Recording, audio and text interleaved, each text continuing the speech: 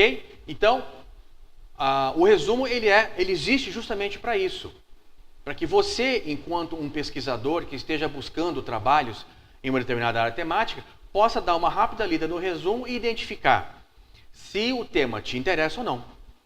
Interessou, aí sim você vai em direção ao trabalho em si. Não interessou, você busca o próximo, pesquisa o próximo. Ok?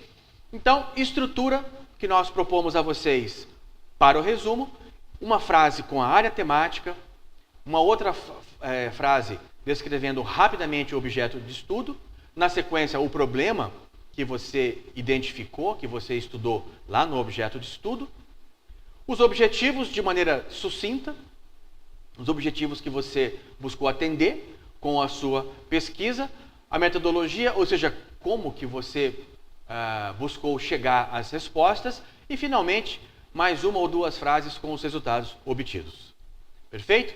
Na realidade, o resumo tem o primeiro objetivo dele é apresentar o tema para o leitor e o segundo objetivo, eventualmente, colocar um melzinho, né, como a gente costuma dizer, um melzinho na boca do leitor. Ou seja, você cria ali no resumo, elabora o resumo de tal forma a atender essa estrutura, mas ao mesmo tempo deixar o desejo de quero mais, né? O desejo de quero ler esse artigo, de quero ler essa monografia. Ok? Bem, como aprimorar o formato de um artigo científico, o número 1 é atender exatamente a estrutura colocada pela BNT. Uma maneira de você aprimorar é lá no final, você colocar o seu resumo e as suas palavras-chave em uma segunda língua. No caso aqui do nosso Brasil, essa segunda língua é o inglês. Então, se você disponibiliza um artigo apenas em português, ele vai ser registrado nos repositórios e vai ficar apenas disponível para aqueles leitores que compreendem a língua portuguesa.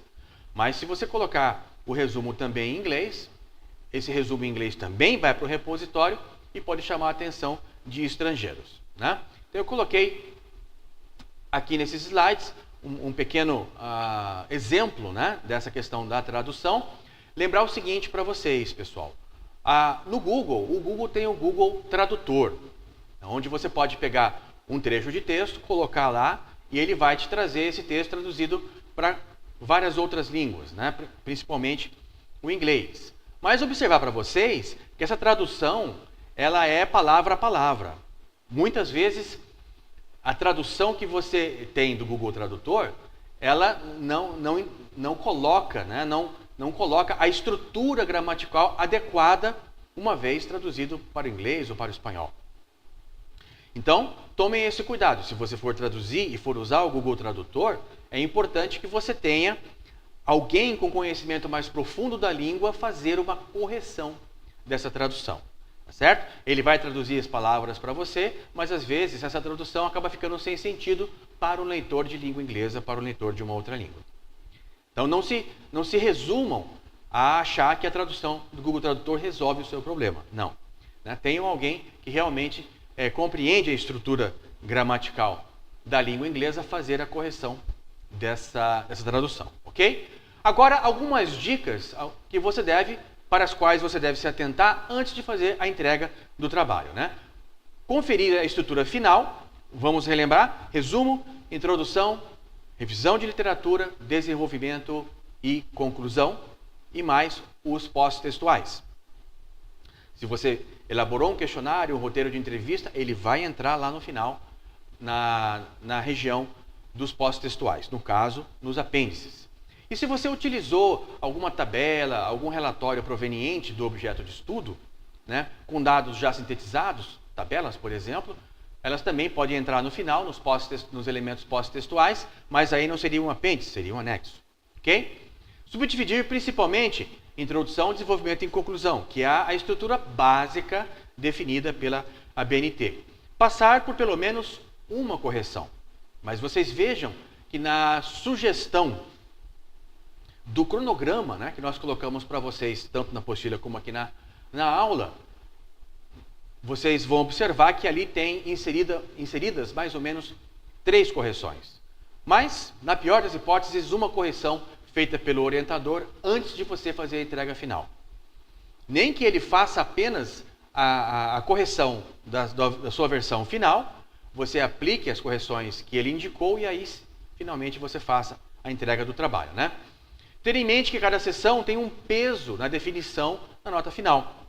E bem no final da nossa apostila, pessoal, eu coloquei para vocês um quadro hipotético de correção de artigos e monografias, né? Isso em função das correções que eu mesmo fiz como professor orientador, professor de banca e coordenador de estágio de trabalho final de graduação, né? Então ali, aquele quadro é um quadro sugerido por mim, mas ele não foge muito daquilo que as IES, de uma maneira geral, utilizam, ok? E entregar, naturalmente, duas vias, né? Uma via fica para a instituição, a outra via volta para você com as observações aí da banca ou, enfim, da coordenação de curso, ok? Vou deixar, então, nossa última mensagem. Só não cai quem nunca ficou de pé, só não tropeça quem nunca tentou andar, da Joana de Ângeles. Então, muitas vezes, nós observamos os acadêmicos reclamando muito sobre a questão da elaboração do artigo, né? Que às vezes tem extrema dificuldade.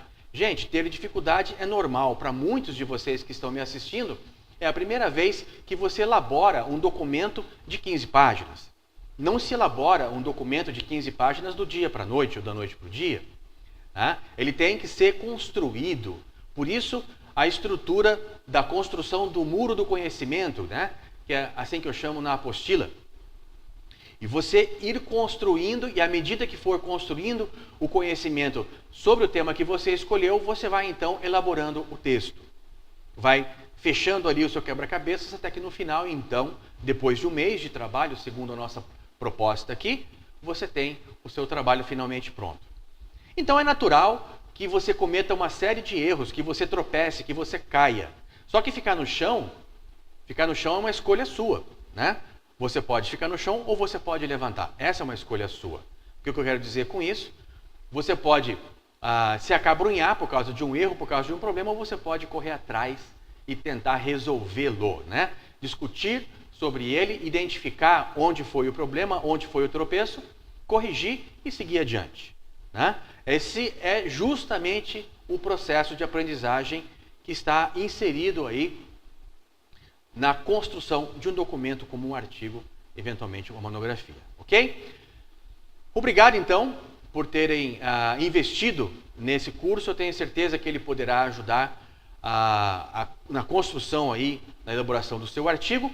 Procure seguir o nosso cronograma da melhor maneira possível. Dediquem aí durante esse período 2 horas por dia, que eu tenho certeza que no prazo de um mês vocês conseguem elaborar o seu artigo.